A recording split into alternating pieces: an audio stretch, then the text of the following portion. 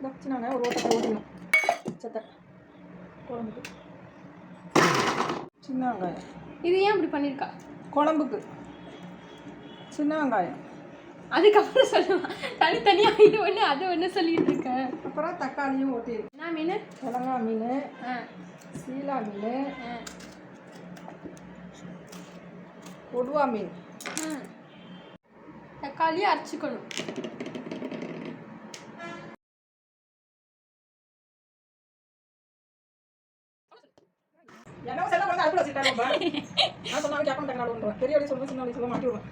நீ தானே எல்லாம் பண்ற, நீ மாட்டிப்ப. அவ்வளோதான் சொல்ல பேசி கேட்கணும்னு நான் சொல்லுவேன். சொல்லு சொல்லு.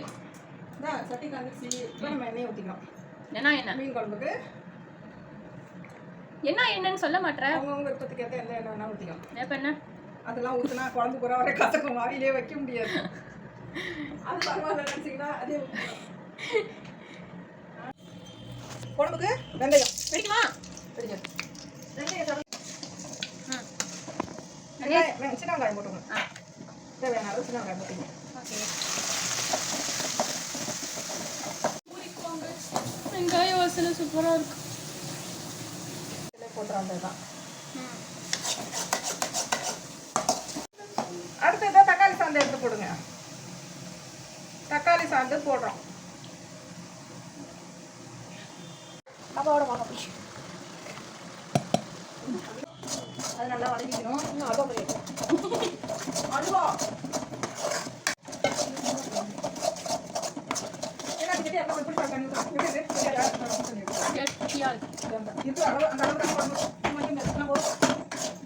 வதக்கிறதுல சட்டி கீழே போயிடக்கூடாது. அப்படி தண்ணி ஊற்றிங்க. இப்போ அப்படியே அதை முடியாது. இது ரெண்டு பார்க்க இப்படி தண்ணி ஊற்றிங்களா? சரி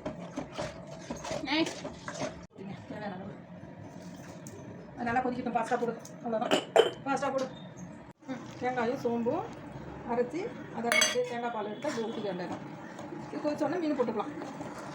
அப்போ நாட்டு ரொம்ப